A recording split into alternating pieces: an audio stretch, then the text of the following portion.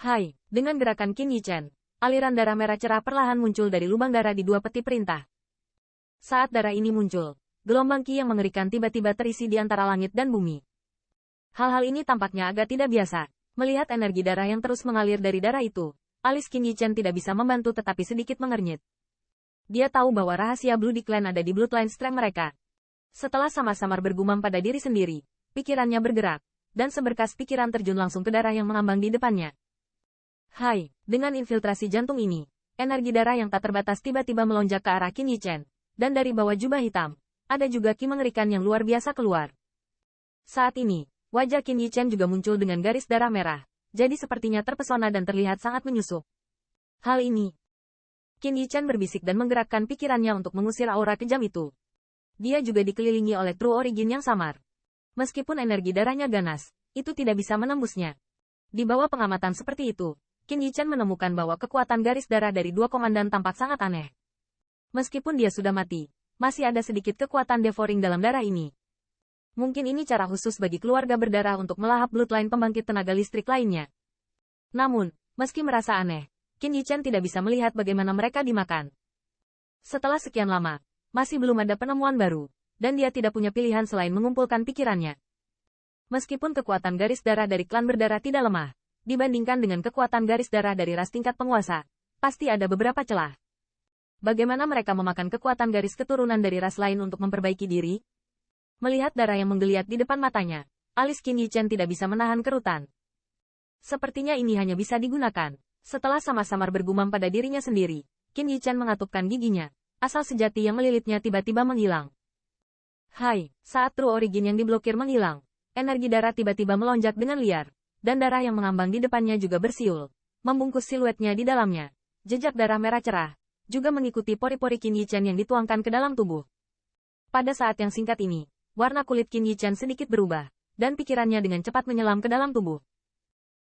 Dari dalam, itu adalah penemuan yang mengejutkan, bahwa darah yang telah kehilangan tubuh, setelah memasukinya di dalam tubuh, jika memiliki spiritualitas, itu berubah menjadi ular darah, yang benar di dalam tubuh. Asal melahap segalanya. Apa? Melihat pemandangan ini, Qin Yichen juga tidak bisa menahan diri untuk tidak bergerak.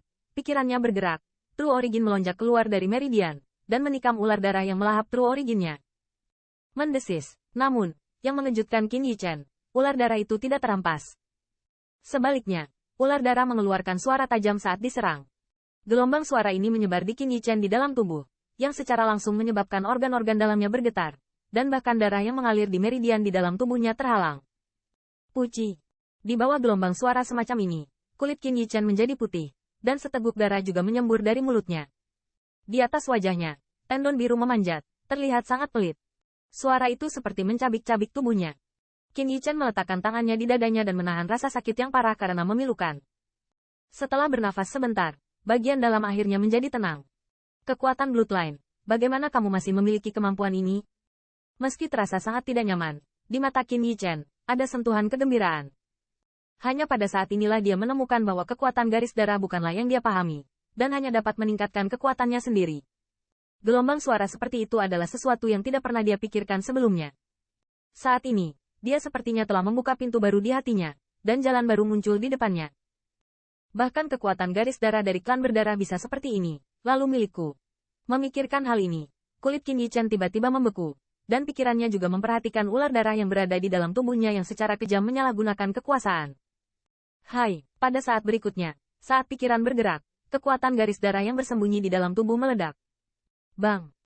Di bawah kekuatan garis darah yang besar ini, ular darah yang awalnya mati-matian melahap semua yang mereka temui, hampir tidak memiliki kesempatan untuk merespons, dan dihancurkan dalam sekejap.